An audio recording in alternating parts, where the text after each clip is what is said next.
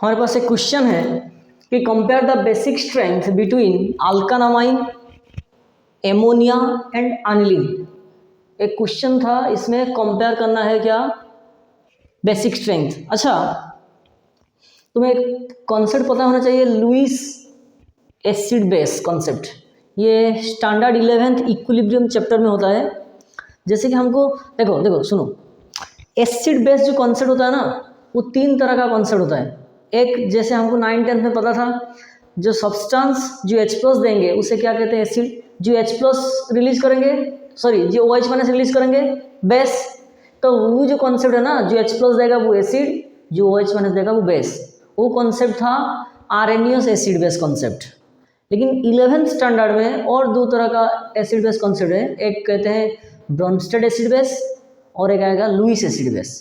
तो Bronsted acid base में क्या होगा, जो सब्सटेंस जो H+ देगा वो एसिड, जो H+ कैप्चर करेगा वो बेस। आरएनएस में क्या था, जो H+ देगा वो एसिड, जो OH- देगा वो बेस।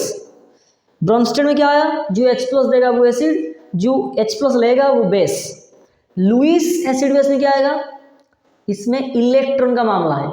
जैसे कि अगर एक स्पेसीज, कुछ भी स्पेसीज मान लो, एटम हो सकता है, कॉम्बाइंड स्टेट होता है, जो भी हो सकता है, अगर उसमें इलेक्ट्रॉन डेंसिटी होगा, इलेक्ट्रॉन, अगर वो इलेक्ट्रॉन दे सकता है, ability to donate a pair of electron, means इसे कहते हैं लुईस बेस। अगर एक स्पेसीज होगा जिसमें इलेक्ट्रॉन डेंसिटी कम होगा, यानी वो इलेक्ट्रॉन कैप्चर कर सकता है, उसे कहते हैं लुईस एसिड।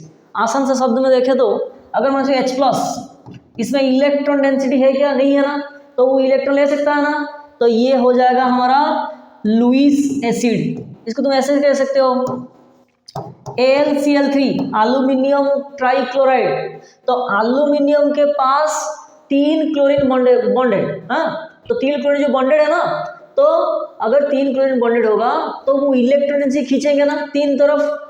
तो ये एल्यूमिनियम एक इलेक्ट्रोपॉजिटिव एटम, वहाँ से इलेक्ट्रॉन चले जाने के बाद ये एल्यूमिनियम जो सेंटर होगा ना, वहाँ पे इलेक्ट्रॉन का जो डेफिशिएंसी ना पूरे जोरदार महसूस होगा। तो वहाँ पे जो सेंटर होगा ना, तो वो इलेक्ट्रॉन डेफिशिएंट हो जाएगा। तो इसी के चक्कर में वो electron deficient means Lewis acid. तो तुम ऐसे भी कह सकते हो, सपोज मान चलो वाटर H2O, इसमें इलेक्ट्रॉन डेंसिटी है, तो वो इलेक्ट्रॉन दे सकता है H+ को, तो ये हो गया लुईस एसिड। इलेक्ट्रॉन डेंसिटी नहीं है, इलेक्ट्रॉन ले सकता है, यहाँ पे इलेक्ट्रॉन डेंसिटी अवेलेबल वो दे सकता है, तो ये हो गया लुईस बेस। क्लियर। अभी देखो, तो हमको पता चल गया लुईस एसिड लुईस बेस क्या है। तो सिंपली हम कह सकते हैं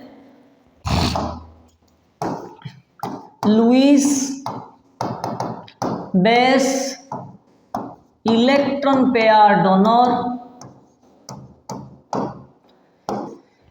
Lewis acid electron pair acceptor. Clear.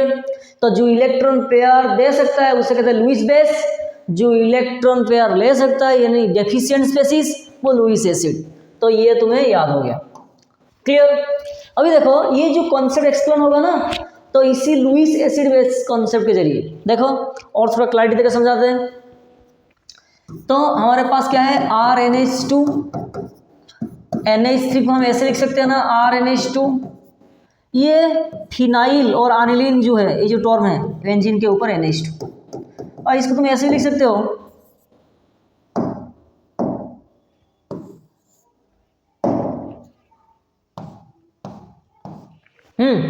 अभी देखो देखो 11th में एक कॉन्सेप्ट तुम्हें याद होना चाहिए, इंडक्टिव इफेक्ट। जहां पे इंडक्टिव इफेक्ट मतलब इलेक्ट्रॉन डेंसिटी जो होगा ना, एक ग्रुप और एटम हो सकते हैं, वो सिग्मा बॉन्ड के जरिए इलेक्ट्रॉन देंगे। क्लियर। तो ये जो हमारे पास जो ग्रुप है ना R, तो ये क्या है, एक इलेक्ट्रॉन डोनेटिंग ग्रुप। RnH2 जो होगा वो क्या करेगा, इस सिग्मा बॉन्ड के जरिए वो इलेक्ट्रॉन देगा। तो ये जो इलेक्ट्रॉन देगा, ये वाला,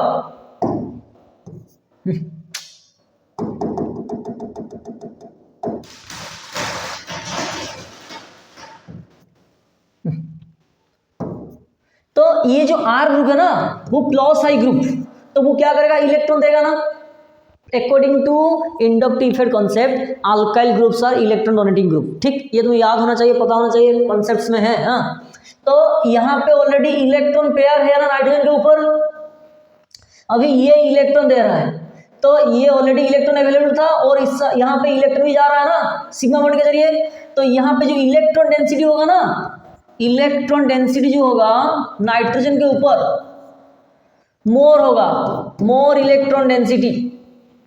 लेकिन अगर एमोनिया को देखो, एमोनिया में देखो डोनेटिंग ग्रुप कुछ नहीं है, सिर्फ और सिर्फ हाइड्रोजन, तो यहाँ पे 2 इलेक्ट्रॉन होगा, तो जैसे नॉर्मल नाइट्रोजन में होता है वैसे ही होगा। लेकिन यहाँ पे देखो according to the concept of resonance effect, अच्छे देखो बेंजीन के ऊपर जो ग्रुप है ना, अगर वो कॉन्जुगेट कर सकते हैं बेंजीन के साथ, तो उसमें रेजोनेंस इफेक्ट डेवलप होगा। जैसे कि ये इलेक्ट्रॉन यहां जाएगा, ये बॉन्ड शिफ्टिंग होगा, तो ये स्ट्रक्चर क्या करें, स्ट्रक्चर इसको हम और थोड़ा क्लैरिटी देकर लिखते हैं।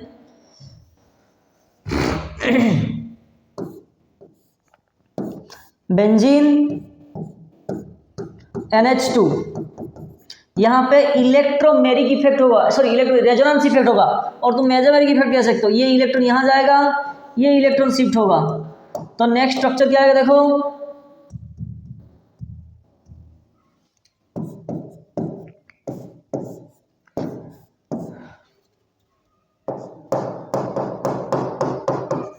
N के ऊपर पॉजिटिव इलेक्ट्रॉन जा रहा है ना, तो पॉजिटिव, यहाँ पे नेगेटिव, ये ऑलरेडी डबल बॉन्ड था ना, लिख लो।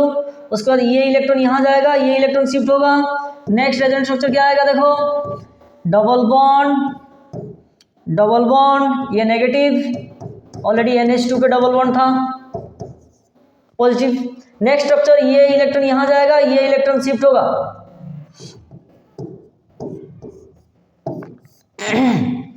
तो ये माइनस, डबल बॉन्ड, ये डबल बॉन्ड ऑलरेडी था, NH2, तो नेक्स्ट स्ट्रक्चर क्या आएगा देखो, डबल बॉन्ड, ये NH2। देखो और एक बार कॉन्सेप्ट की तरफ जाते हैं।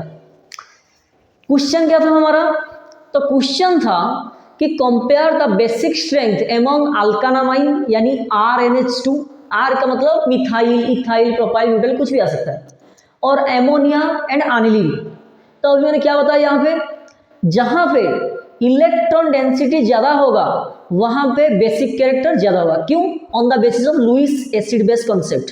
अकॉर्डिंग टू लुईस कॉन्सेप्ट, अगर एक स्पेसिस के पास अगर ज़्यादा इलेक्ट्रॉन होगा तो वो इलेक्ट्रॉन इजीली दे सकता है ना, तो जो इलेक्ट्रॉन डोनेट कर सकता है इलेक्ट्रॉन पेयर, उसे कहते हैं लुईस बेस। अगर एक स्पेसिस होगा जहाँ पे इलेक्ट्रॉन डेंसिटी कम होगा, यानी अगर इलेक्ट्रॉन डेंसिटी वो ले सकता है, यानी वो लुईस एसिड की तरह काम करेगा। तो यहाँ पे जो मैं एक्सप्लेन कर रहा हूँ ना, on the basis of Lewis base, यानी जिस सेंटर यानी जिस स्पेसिस के अंदर अगर ज़्यादा इलेक्ट्रॉन होंगे ना, वो बहुत ही ज़्यादा बेसिक कैरेक्टर दिखाएगा। अभी देखो according to Lewis base concept, electron जहाँ पे ज़्यादा होगा वो ज़्यादा एसिडिक, जहाँ पे इलेक्ट्रॉन कम होगा वो इलेक्ट्रॉन जहाँ पे ज़्यादा होगा वो मोर बेसिक, जहाँ पे कम होगा वो लेस बेसिक। देखो तो क्लैरिटी मिल गया, इलेक्ट्रॉन अगर ज़्यादा होगा तो बेसिक, इलेक्ट्रॉन कम होगा तो लेस बेसिक। तो देखो एमोनिया, पहले अल्कानामाइन देखो, ये N के ऊपर इलेक्ट्रॉन डेंसिटी था और एक इलेक्ट्रॉन डोनेटिंग ग्रुप भी आ गया, तो इलेक्ट्रॉन दे रहा है ना, तो यहाँ पे इलेक्ट्रॉन डेंसिटी मोर होगा ना।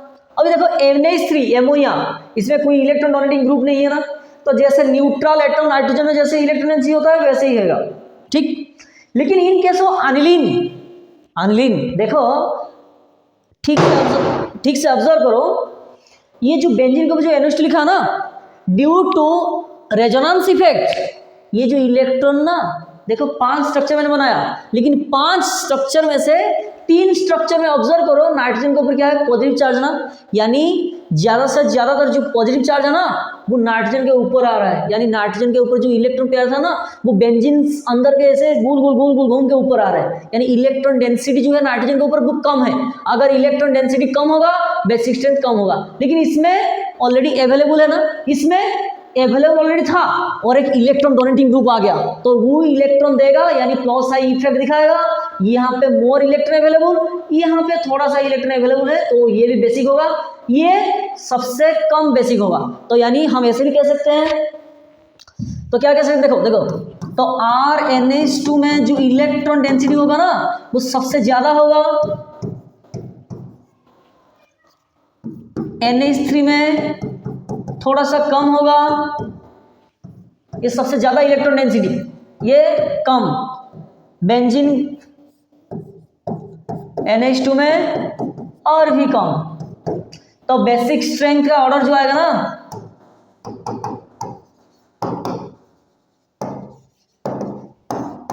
ऑर्डर जो आएगा पहले कौन आएगा, RnH2 NH3 के कंपैरिजन में NH3 मोर आएगा एज कंपेयर टू PHNH2। ये हो गया तुम्हारा आंसर। थैंक यू, जय हिंद।